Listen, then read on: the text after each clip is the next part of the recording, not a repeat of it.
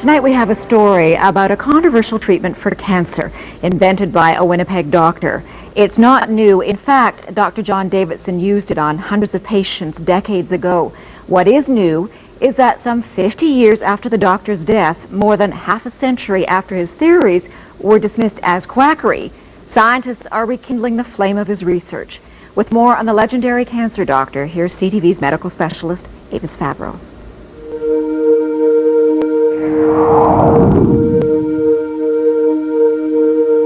His name was John Ralston Davidson, a respected family doctor in Winnipeg in the early 1900s.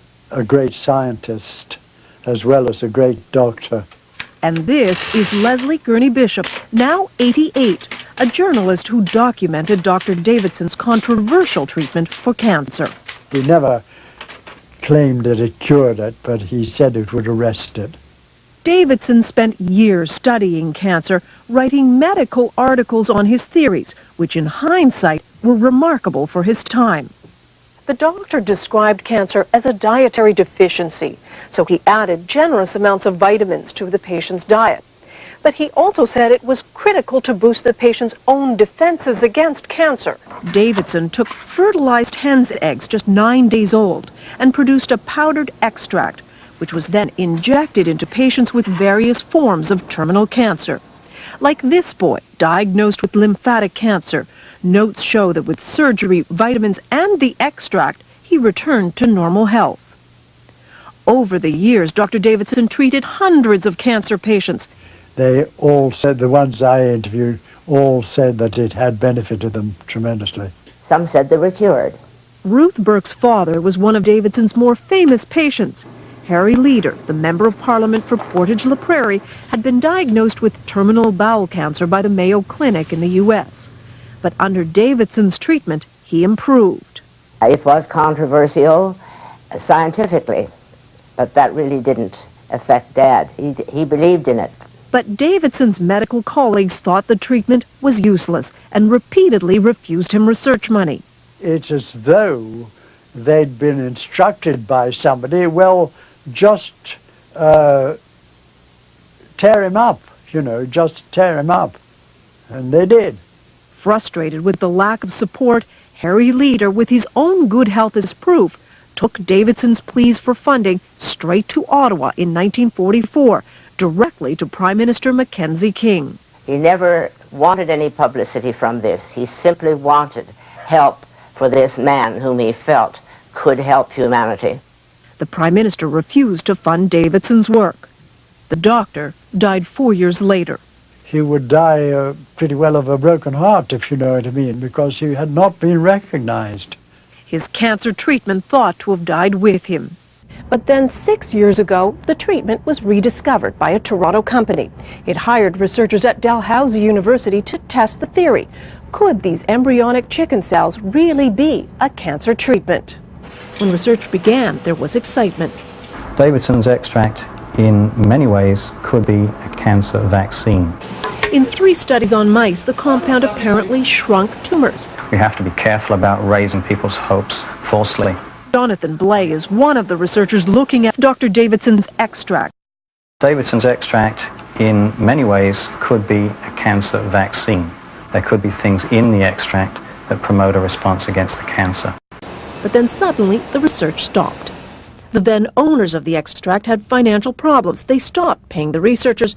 Dalhousie was out some $60,000 and halted the experiments. The university would be interested in continuing the work because the results were very promising. But for nearly 5 years now, the capsules have simply laid on the shelf. One could easily walk away from and say, the heck with it. But would we be leaving behind something that could potentially have significant impact for large numbers of people? But if there are no takers soon, the venture will die. A darn shame, says Dr. Bain, because we still won't have the answer. Was Dr. Davidson right? But if Dr. Davidson's extract does show the power to combat cancer, this could be not only one of the great human victories in overcoming disease, but it could also be one of the great human tragedies. A tragedy because for the last 50 years, a possible cancer treatment and its pioneer were forgotten. Avis Favreau, CTV News, Toronto. Ladies and gentlemen, our speaker for tonight is a licensed, U.S. licensed optometrist and ophthalmologist, and he is a U.S. practitioner. He is also, in the Philippines, he is also a doctor of science in alternative medicine. He is not a cancer survivor. He calls himself a cancer conqueror. Ladies and gentlemen, let's all welcome Dr. Lito de Luna Fruto. Hi, good morning. Okay ba yung sound? I think I'm just going to be using the mic. All right. Kasi, well, anyway, good morning to everybody. Some of you might be wondering, why do we always say good morning? It's already almost 6 p.m.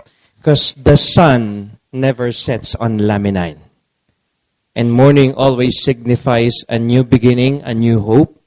And what we are going to present to you tonight is something that you have not heard before. So whoever invited you here, I think they deserve a round of applause because you will be hearing something today. You will be learning something different.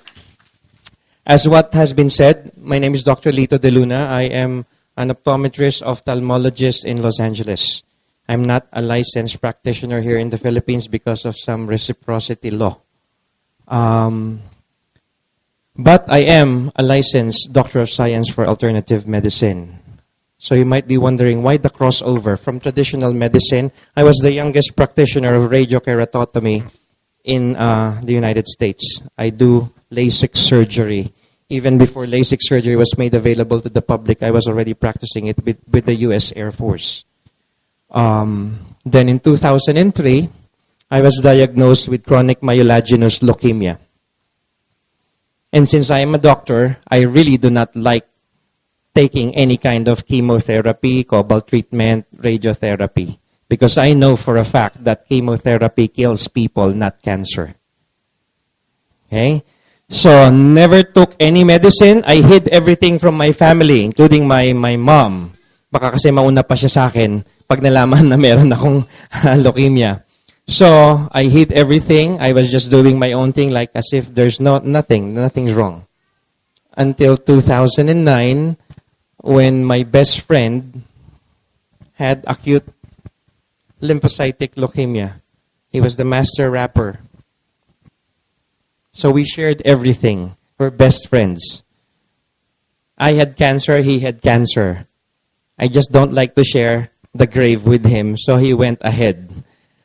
Because he did not listen to what I was telling him. Try alternative. If everything else fails, try alternative. If there's something that you want that you've never had before, start doing something you've never done before. As a medical practitioner, and if there's any medical practitioner in the room, I mean no disrespect. Physicians are not healers. We did not study 8 years of medicine to make you well. You have to understand, we are in the sickness industry, and we have to see sick people all the time. If there is no more sick people, we will be out of business. Your body has its own healing mechanism, and it is the doctor's job to activate and reactivate the body's healing mechanism. We do not heal. We do not cure. As a surgeon, when we operate on you guys, we do not put something in. We take something out. But it is not us who will heal you. Your body has its own healing mechanism. And our job is to activate and reactivate the body's healing mechanism. What is the body's healing mechanism? It's your immune system organ. Just like in any military, when the disease attack, the doctor will counterattack. But in the course of the battlefield gets destroyed. And what is the battlefield? Your body. Exactly. We will bombard you with all the antibiotics, synthetic drugs. Let's study the word. Synthetic, according to Google, means artificial. Drug means poison. So if you're taking synthetic drugs, you are taking artificial poison. And that's the reason why you guys are still alive. The poison that you're taking is artificial. Synthetic drugs, when you buy them on any pharmacy, there's always a waiver. If symptoms persist, consult your, ano yung ginamot? Yung po bang sakit o yung sintomas? Sintomas. When you treat a disease, you have to go down on a cellular level. But then again, we are in the business of getting or seeing sick people. I am the doctor, you are my patient. Our relationship is symbiotic. Till death do us part. And because I am the doctor, I will make sure it is you who will depart. I stay for the next patient. It's the sad truth. You go into a hospital, there are 3 locations in the hospital that makes the most money. Emergency room, laboratory, pharmacy.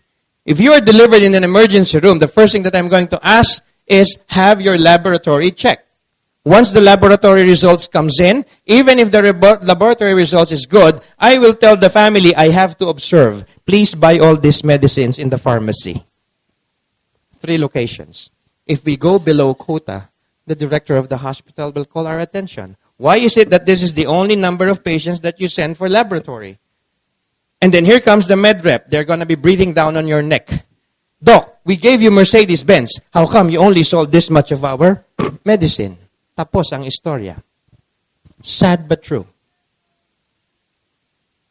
So now, through Life Farm Global, it has been our vocation or our goal to go around and spread the good news. Everybody's talking about it. Almost the entire world is talking about it. But you guys are so lucky because we are not just going to be talking about it, you're going to experience it. What is it? Stem cell. Everybody's talking about stem cell. Sino po yung mga bago? Those who were invited. Sino? Can I see hands, please? All right. It's getting expensive for me to do this, you know. Every time I go anywhere, I have to give them samples. Would you mind open this and pass it around? Get 1 capsule each. It is my way of thanking you guys for coming to this invitation. And I want you guys to try the product itself. Do not worry. It has no contraindication. Okay? Mahal ho yan. Wala akong bayad dito. So, with that, as I said earlier, the body has its own healing mechanism, and it is our job to activate and reactivate the body's healing mechanism. And you have to understand this. When the body heals itself, it heals completely, not selectively. Hindi pwedeng pagagalingin ng katawan mo yung sakit mo sa atay, pero may sakit ka pa rin sa puso. Hindi pwedeng gagalingin yung sakit mo sa puso, pero may sakit ka sa baga. When the body heals, it heals completely. The problem is, in the traditional medicine world, I will cure your disease, but you will be coming back to me in 2 months' time, you have a different disease. Why? Again, symbiotic relationship, till death do us part. So what are we talking about? This product that we are introducing is not on the pharmaceutical side. It is a nutraceutical product. Eh di doc, hindi kayo nakakagamot, tama. Because according to the pharmaceutical industry, all supplements does not have any approved therapeutic claim. True. Hindi po kami nakakagamot, pero kami po ay nakakagaling. There's a big difference between curing and healing. The nutraceutical product They do not cure. They do not even heal. What they do is that it assists the body in healing itself. Are you with me? There's a big difference between curing and healing. When you drink any synthetic drugs, the liver is absorbing all the toxins brought about by chemicals. It's bad enough that you cannot avoid getting sick anymore. Hindi na po kayo makakaiwas sa sakit. You have 4 factors. The air you breathe, the water that you drink, the food that you eat, and the stress that you impose upon yourself. Now, let's discuss this 4 before I go into the proper. The air we breathe. Right now, nagkakapalitan po tayo ng hininga rito. Yung hininga ko, nasinghot nyo. Yung hininga ko, nasinghot ko na. Nagkasinghutan na tayo. Paano kung isa sa atin dito, carrier? Like, I am a carrier of hepatitis B. Pag mahina ang resistensya nyo, yari. Mahahawa na kayo. Diba? Husband and wife, sleeping soundly at night.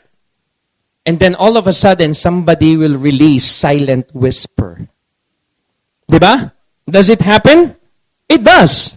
Alangan naman tumayo yung isang partner para buksan pa yung bintana o yung pintuan, yung electric fan. Ang sarap ng tulog mo. Normally po, yung mga lalaki, yan ang madalas umutot habang natutulog.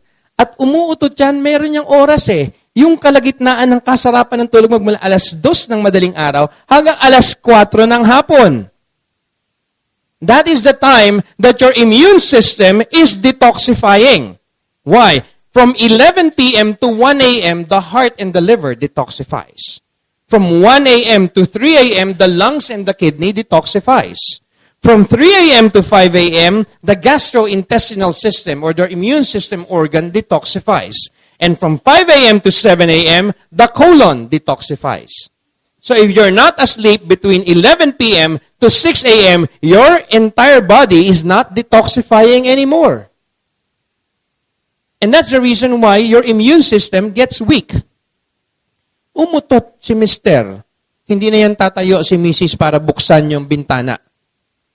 Ano na lang sasabihin niya? Honey, galing naman sa'yo yan eh. Tatanggapin ko yan. Wala na akong magagawa eh. Diba? So that is 100% toxic air.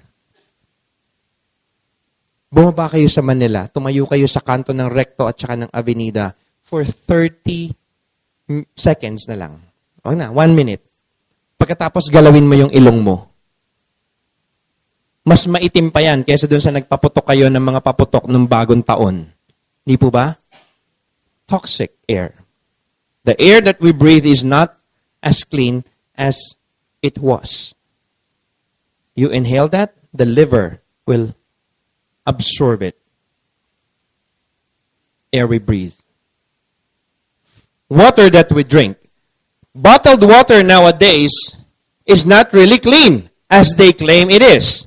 We have found out that most bottled water contains H. pylori bacteria, the number 1 cause of gastrointestinal problem. The only water that is clean or devoid of H. pylori bacteria is distilled water. Sino rito po ang umiinom ng distilled water? Absolute, Wilkins, anything that's distilled. Sino umiinom? Sige po, lumabas kayo ngayon doon at inumin nyo yung tubig ulan. Distilled water is highly acidic. Distilled water is very acidic. The moment it touches your tongue, all the trace minerals that at the tip of your tongue, which your body is having a hard time to produce, is being sucked up, and by the time it reaches your small intestine, the water is now acid. Cancer cells thrives on acidity. In the same token that cancer cells feeds on mucus. Mucus produced by milk, embedded on the gastrointestinal system. You drink distilled water, most likely, your body's pH balance is now balanced. It's not balanced anymore. The body should be 85% alkaline and 15% acidic. That 15% acidity is to digest the food that you eat. But because of that, it is now reverse acidosis. That's the reason why people easily get angry. Hindi sila high blood. Acidic sila. Konting kibot, konting dahilan, walang dahilan. Makita lang yung mukha ng asawa, nagiinit na yung ulo eh. Di ba? It's because acidic. Hindi po high blood yan. Kaya ngayon, wag niyo nasasabihin yung word na HB na naman si nanay. Hindi po. Acidic si nanay. Ganun po yun. And that's the reason why you have a lot of ailments. It's because of the acidity in your body. The water, distilled water in the United States and in Europe, its label contains skulls and bones. Meaning to say, it's poison. So I was happy when I came here in 2009 to die. I told myself, I'm going to die fast here. Why? My friends asked me, oh, because they're serving distilled water in the hospital. Even for babies, they give distilled water. Sad. Distilled water has only two purposes. For car batteries and for steam iron. Ikaw ba'y baterya ng kotse? Hindi. Ikaw ba'y plancha? No. Then why are you drinking it? Oh, the doctor said, this is the safest water to drink. In fact, Chris Aquino and Judy Ann Santos and Carmina Villarreal is promoting it. Yes, that is what we're going to say. Simply because, till death do us part. We are in the sickness industry. We have to see sick people all the time. Doctors with no patient. That's sad. We will be out of business. Water. How many glasses of water a day? Come on, this is interactive. Join me. At least 8. How do you drink that 8 glasses of water? 2 glasses of water the moment you wake up. Yung hindi pa ho nahahanginan yung bibig ninyo. Kailangan, pagising nyo, suplado muna kayo. Do not open that mouth. Because there are digestive enzymes at the tip of your tongue that you need to swallow back. The moment you're going to open that mouth is when you're going to drink the 2 glasses of water to activate your internal organs. 1 glass of water every time you finish taking a bath. Why? To normalize your blood pressure. Another glass of water before going to bed. Why again? To prevent heart attack at midnight. Because most heart attack happens at midnight when the body is at rest or when the body is about to detoxify its heart and liver. So that's 4 glasses. How about the other 4? Half a glass of water every hour during the day. Because every hour that you do not drink at least half a glass of water, 1,000 cells die. And that's the reason why you get fatigued easily. And that's the reason why you get dehydrated. That's the reason why you get wrinkles. Because you do not drink enough water. 1,000 cells every hour that you do not drink water. So after 3 hours, you experience migraine. Who among you here have experienced that? During the day, bigla na lang sasakit yung ulo nyo for no reason at all. And like, para daw kayong nauupos na kandila or napapagod or napafatigue. Of course, 3,000 cells already died. Mamatayan ka nga lang ng isang kamag-anak, masakit na sa ulo, di ba? Yung pa kayang 3,000 cells sa loob ng katawan mo, hindi sasakit ang ulo mo. Eh do, umiinom naman ako ng soft drinks, umiinom naman ako ng tea or ng coffee. It doesn't count. We're talking about water. Water. So what's the best water to drink? The best water to drink is alkaline water. If you do not have alkaline water, purified water.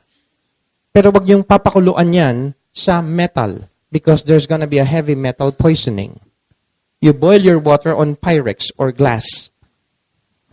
That's the best way to boil water. Saan daw siya doon? Okay. Air, water. Then food. The food pyramid dictates 1 serving of meat per week and 5 servings of vegetables per day. Question. Sino rito kumakain ng gulay 5 beses isang araw? Taas ang kamay. 4. Tatlo. Dalawa. Isa. Yung hindi nagtaas ng kamay, hindi kumakain ng gulay. Rephrase the question because according to the food pyramid, 5 servings of raw vegetables per day. Sino rito kumakain ng gulay 5 beses hilaw isang araw? 4. 3. 2. 1. Accordingly, 5 times. Kumakain po akong gulay, Doc, salad. Binubuhusan ko pa nga ng sandamakmak yan na 1,000 island dressing eh. It doesn't count. Hindi kumakain ako ng talbos ng kamote, pero sinasawsaw ko sa sandamakmak na bagoong. Doesn't count. Eat it raw. Sample na lang na hindi maganda ang digestive system ninyo. Sino na ito nakakain ng malunggay? Taas ang kamay. Nung inilabas nyo, malunggay pa rin ba? O di sana kinuha nyo na lang ulit, ni-recycle nyo. Who among you here nakakain na ng mais? Corn. Corn. Nung inilabas ninyo, o di sana binilad nyo, ginawa nyo lang popcorn, may flavor pa. It only proves to show that your digestive system is not working properly. Sino na rito naka-experience na after eating, they feel sleepy and want to sleep? Because the body is using 300% of your energy to digest the food that you just ate. It means your digestive system is not working properly. Gulay. 5 servings per day. Baliktarin natin ang question. Sino rito ang kumakain ng karne 5 beses isang araw? Taas ang kamay. 4. 3. 2. 1. Di ba mas marami pa kumakain ng karne araw-araw kaysa sa gulay. That's why your body is very acidic. It has to be reversed. The pH balance should be 85% alkaline and 15% acidic. This is the question that I really, really love asking. Sino po rito sa inyo ang kumakain ng karne ng baboy? Taas ang kamay. Pork meat contains trichina worms. Trichina worms can never be killed, no matter how much you cook the meat of the pork. It is the number 1 cause of trichinosis or obesity. And you will know that you have a high infestation of trichina worms in your body if there's a portion of your body that grows, hindi ka naman buntis. Hello, party line? Mamaya ka na tumawag. Trichina worms stays in your system for 25 years before you expel it out. If you can expel it out. That's the number 1 cause why most people are arthritic, rheumatic, Goutic? Cardiovascular problem. Bakit po? Mas nauuna pang kainin ng trichina worms yung nutrients ng pagkain kinain nyo. Konti na nga lang yung nutrients ng pagkain kinain nyo, naunahan pa kayo ng monster inside you. Sad but true. Moral of the story? Reduce your pork meat intake. 1 serving per week. Hindi ho kaya. Bakit to? Meron ng sariling isip yung kamay namin. Pagbukas ng freezer, automatic, sinigang na baboy yan. Automatic yan, adobong baboy yan. May sariling isip ang kamay. Para nyo pong mapatay ang trichina worms sa karne ng baboy, you have to freeze pork meat for 12 months. I'm sorry. Is she Filipina? No. Yes, you understand Tagalog? All right, because I sometimes, nosebleed if I keep on talking English. I will be interjecting it for you. I got the impression that you're not understanding what I'm trying to say. Anyway, where was I? Baboy, pork meat. In order for you to kill trichina worms, you have to freeze the meat of pork for 12 months. Do you think pork meat will stay in the freezer for 12 months? I doubt it, not even 12 hours. Correct? So there's really no choice. So now, I want you to reflect. look at your body. What organ or which part is enlarged? Belly. Whatever weight you put in front of you is 7 times the weight you're putting on your back. If you have a huge belly, big belly, automatically you have fatty liver. Food. According to the Hippocratic Oath that we continuously recite, Hippocrates said that let thy food be thy medicine, and thy medicine be thy food. Meaning to say, you will have a problem, a health issue, if the food that you eat is devoid of even just one vitamin or mineral. The answer to correct the problem is also in the food. Sample. Sino na po rito sa inyo, who among you here ate pineapple already? Sino na yung mga nakakain ng pinya? Pinya. Siyempre lahat. Diba? Anong parte ng pinya ang hindi ninyo kinain? The heart, the balat, and the corona. Dissect this. You ate pineapple, you remove the heart, or that thick or semi-hard fiber. Tinanggal yan. Pasosyal pa, ini-slice niya ng kutsilyo, tapos ginanon. Sino ang kumain nun? Hindi ba inihahalo yan sa kaning baboy or kaning aso? Correct? Nakakita na ba kayo ng aso na may sakit sa puso o baboy na may sakit sa puso? Wala, di ba? Yung nagpakain, may sakit.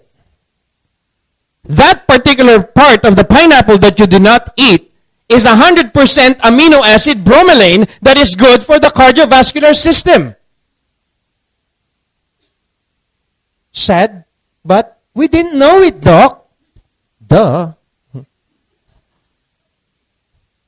Ano pa ang hindi kinain sa pinya? The balat and the corona. Kinakain po yun. Pero wag niyo papangatin. Sugat-sugat na yung mukha ninyo, hindi niyo pa ubusan. You know, there's already a blender available that you can actually osterize the corona and the balat. And once you taste it, it seems like hindi balat yung ng pinya or corona ng pinya. You mix it. So, ang pinya, lahat yan kinakain. Diba? Tinanggal na naman yung balat, yung corona. Pinakain na naman saan? May nakita na ba kayong baboy na merong arthritis? Eh, yung nagpakain, 100% amino acid arginine. Good to combat arthritis, uric acid, gout, rheumatism. Kinakain ba talaga yun? Mm-hmm.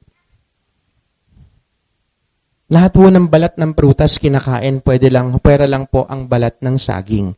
Because balat ng yes po, even durian, even guyabano, even mangosteen. Yung mga nagpapaganda dyan, bumili kayo ng mangosteen. Di ba kinakain lang doon yung puti sa loob? Yung sapal, yung parang santolyon at saka yung balat. I-blender ninyo, itapal ninyo sa mukha nyo, parang madpack, daig nyo pa ang nagpa-Vicky Bello. Pagtanggal nyo yan, parang yung binabanat yung mukha ninyo. Sa mukha ko lang ho, hindi umubra yan eh. Because my mom is an esthetician in Los Angeles. She's the Vicky Bello of Los Angeles. And she's trying everything in her power to make my skin like it was before. Hindi na yun pwede. Puti nga ngayon, gumanda-ganda na because of laminine. Hindi po dahil sa tagyawat ko, hindi ho nabagsakan ho ako ng langka. See? Food that we eat. Banana! Anong gusto niyo sa banana? Yung nabubulok na o yung dilaw na dilaw pa? Yung dilaw pa.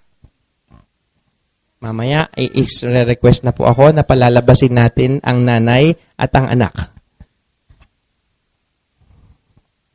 Banana.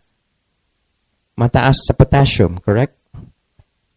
Banana is a very good cancer fighter, especially bananas that are overripe. Pagka yung nangingitim na yung balat ng saging, mas masarap yon because mataas ang anti-angiogenesis properties niya. Diba? Nakakita na ba kayo ng unggoy na merong cancer? Wala. Diba? So, food. And then, of course, the last factor is stress. The stress that you impose upon yourself is the number one factor why most people who are diseased gets worse. Stress. Lalo na yung walang pera, pampagamot. Diba?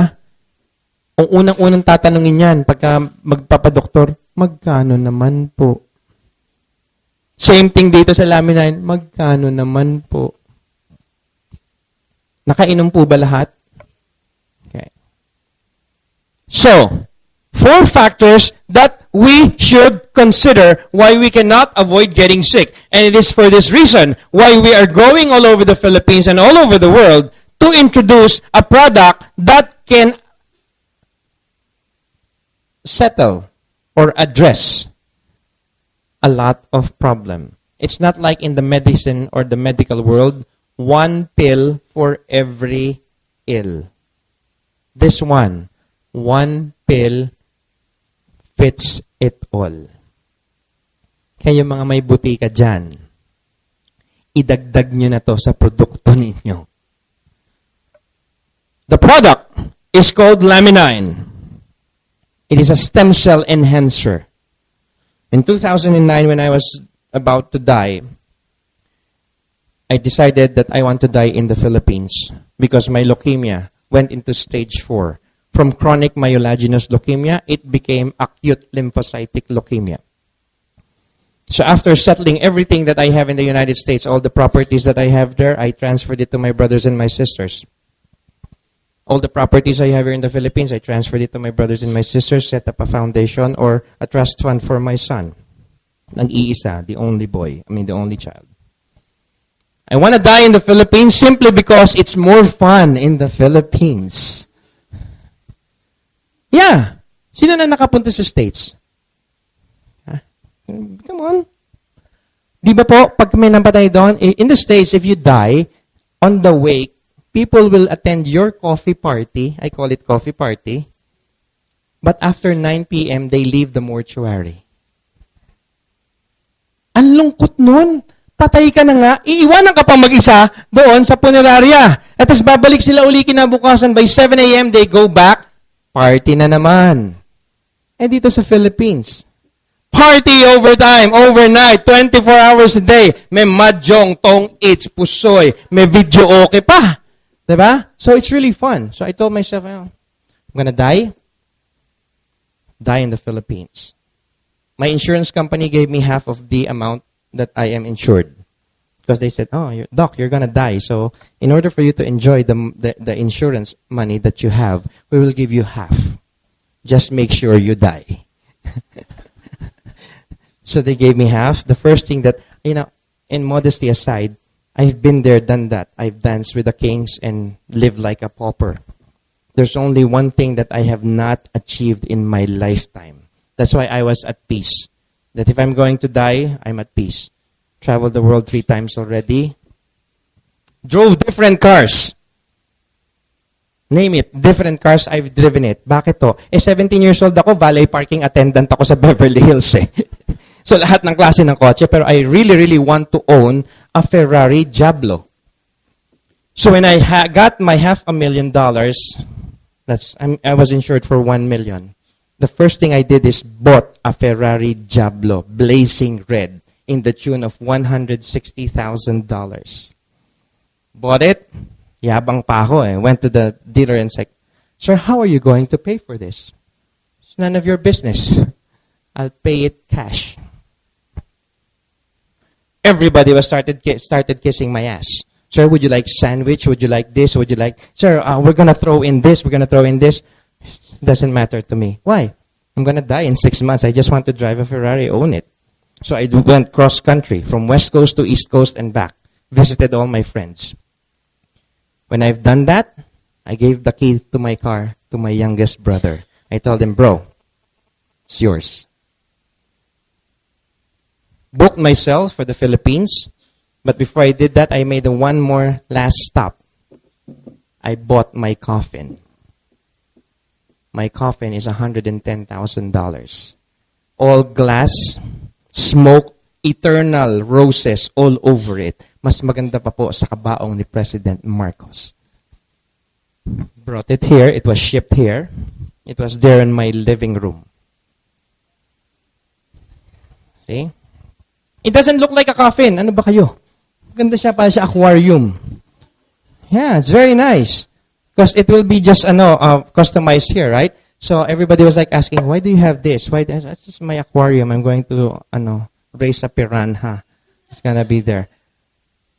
So when I was here, I was like, visited all my friends, party every night. Every week there's a party at the Intercon Hotel Makati. Then one night I was like, smoking. Like, I'm gonna die now. I'm smoke na. I was smoking. I was like looking at my son. Then all of a sudden it just dawned on me, if I die, the kid will be very rich, but he is going to be an orphan. So I told myself, there's got to be some other way. So, the following day, I embarked on a mission. I want to see if there's an alternative way to correct the problem. I met Dr. Jaime Galvestan, the former Secretary of Health. I met Dr. Juan Flavier. I met Dr. Beth Micalier. They gave me all these things to drink. And believe me, if you're going to die, kahit pako, kung makakagalingan sa'yo, iinumin mo yan. Sino na nakainom dito ng ampalunggay? Ampalunggay, ampalaya, tsaka malunggay na blender. Can you imagine how bitter that is? But every day, it's like my V8. Drink that. They introduced me to the alternative side of the medicine world. And from stage 4, went down to stage 3. Praise God. From stage 3, it went down to stage 2. Every available supplement in Ortigas, I know it, I drank it. Lahat. Pag sinabing, meron ganun doon, punta ako doon, pabilan.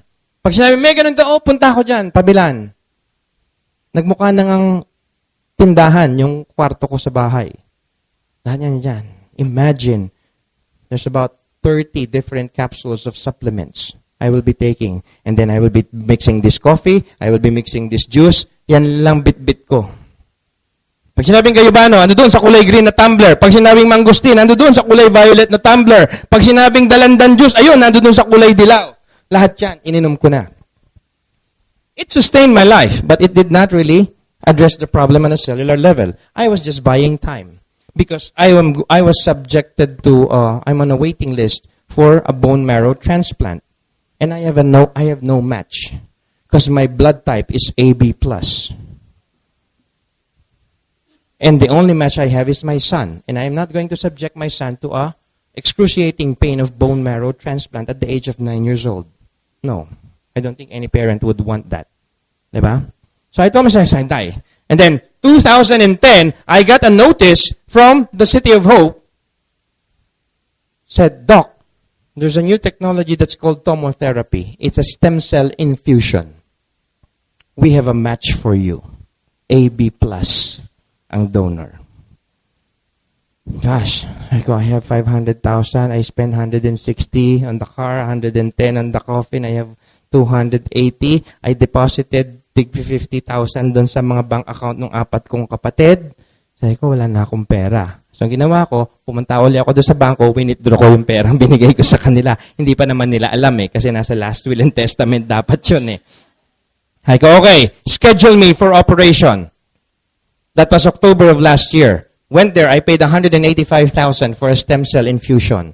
3 shots, ganito kahahaba yung hiringgilya dito sa tumbong. So, gulugod ba yun? Whatever you call that. So, I got the injection. Cancer from stage 2, normalized in stage 1 level. And then a month later, the product called Laminine was introduced into the market. I was so upset. No, I was livid. Bakit ngayon nyo lang inilabas yan? Naglabas na ako ng 185,000. Sa halagang $49, I can buy a lot. But no regrets. It's God's time. Started taking Laminine as early as November. Then last March, went to Makati Med, had my checkup. My colleagues, my doctor friends were amazed. Cancer cells gone totally.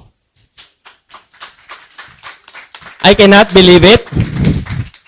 Kung Makati Med, di karamihan ang pupunta sa Makati Med, puro palpak yung mga doktor dito eh. Punta ako ng St. Luke's. I went to St. Luke's, had another check-up.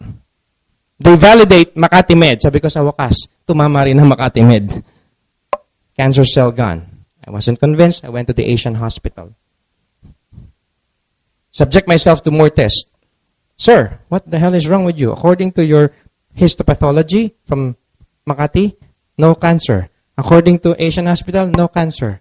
Now, you want us to validate it? Sir, no cancer. Okay, thank you. I went home. I was happy. Very happy. Imagine, I conquered cancer. Now, the problem is, I have to pay back the insurance company. And I was like looking at, sino nang gagamit nitong kabaong? Diba? Eh, during that time, nauso yung mga tuko. Nabalitaan niyo ba yon? Yung tuko. Nag-alaga na lang ako ng tuko, doon ko inilagay. Ngayon, yung tuko ko, 450 grams, ganyan nakalaki. May pambayad na ako sa insurance pagka nabenta yon. Unfortunately, kidding aside, that the coffin was bought by La Funeraria Paz. So we have now a complete package for the family in case something happens. Diba? The moral of the story is that traditional medicine was not able to do what alternative medicine has done. So now we are embarking on a mission to teach people.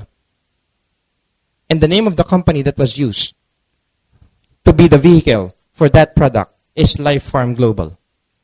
Let us now go with our study proper. Who is Life Farm? What is Life Farm? Life Farm Global is a wholly owned subsidiary of Life Farm Incorporated. We have been in the business of nutraceutical for the past 25 years. We have created branded products that has been sold over 1,000 stores in the United States. And we are shipping or exporting products to Southeast Asia. We have also been given or awarded the same award that was given to Sony, Coca-Cola, and Boeing. Our mark, we have exceeded the $100 million mark in sales.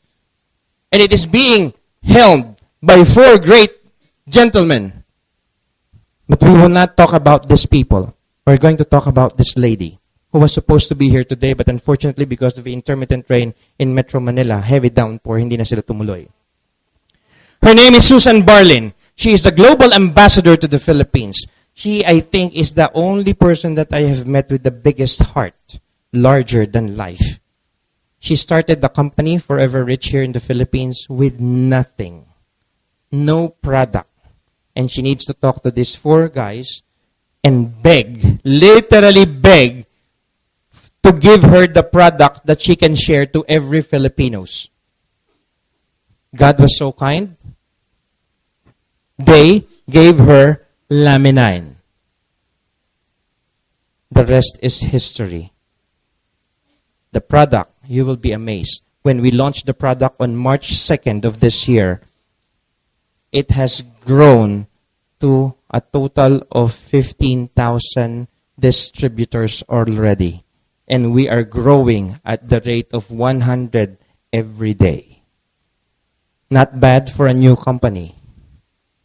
The product will speak for itself, and we are going to study that as we proceed. The question kanina I asked, can you avoid getting sick? The answer is no. Virus all over. During the 1980s, you saw AIDS proliferation. 9 years ago, AIDS mutated, naging SARS, severe acute respiratory syndrome. It's already severe, it's acute pa. 3 years after SARS, birds flu. Then after birds flu, AH1N1. So what are we trying to prove here? Just like technology, diseases mutate. Free radicals are the #1 source. Why? Body is getting diseased. Hindi na kayo makakaiwas dyan. So what do we need to do? We have to neutralize it. The revolution, the health revolution era. In the 1970s, you saw the proliferation of vitamin C. The 1980s, it was the multivitamin revolution. The 1990s, antioxidant revolution. And the millennium, you saw immune system revolution. After the 2000 or the millennium, 2010 onwards, it is now stem cell revolution. After stem cell, there is none. What's going to happen is, it's going to be cloning. 2045, the year man becomes immortal. You are just going to be cloned. Wala nang gamot eh. The body has already become immune. We have already done stem cell. So cloning na lang. Imagine you will be duplicated. That's nakakatakot. Diba? The strange world of semantics brings us bold statements just to send the message across. But in these stressful and chaotic times, truth is the only saving grace that we can hold on to just to save precious lives, even at the expense of braggadocio. Braggadocio. Very deep word. About a month ago, there was this guy, the best friend of my father, who was brought to the Makati Medical. We gave him laminine for 2 bottles, lasted him 4 days. He was at the ICU. He was brought out of the ICU. Ano po yung sakit niya? Ang sabi po, COPD, Chronic Obstructive Pulmonary Disorder. When he was rushed there, and look at my dad's best friend, I told the son, hey Eric, NGT, bigay mo to, ihalo mo to sa gamot, ihalo mo to dun sa pagkain. Patago, nilalagay namin. 5 capsule. It was a Thursday night when I went there. Friday morning, we started feeding laminine. By noontime, after the 10th capsule, the kidney functionality went up by 15%. The blood pressure stabilizes. He was taken out of the ICU. Continuously for 4 days, we fed him. He was getting better. Until braggadocio set in. The God at the Makati Medical Center stopped the use of the alternative product. They said that he is going to be taken to Germany for a stem cell. He did not reach that time. Because what I was trying to do is fortify the immune system so that the immune system will heal or aid the body in healing itself. Then on a Friday, I was called back by the children asking me to bring this product to him. I was banned at the Makati Medical Center. When the doctor saw me there, immediately asked the guard to escort me out of the building. That was 8:30. By 8:37, we have to decide to pull the plug, and then we lost the king of comedy. If he was allowed to take this, probably he's still with us. But because at the expense of braggadocio, the free radical paradigm shift has been shifted to the favor of the traditional medication. In order for us to save precious lives, it's got to be rejuvenation for rejuvenation. Why? Cellular apoptosis or cell death is the #1 cause why you are going to degenerate. Di ba kanina sinabi ko, half a glass of water that you do not drink on an hourly basis, 1,000 cells die. See, you have to address the problem on a cellular level, rejuvenation by rejuvenation. How are we going to do this? Simple. Magnify, fortify, enhance your laminin. Laminin, ladies and gentlemen, it's absent on that bottle that I gave you. That product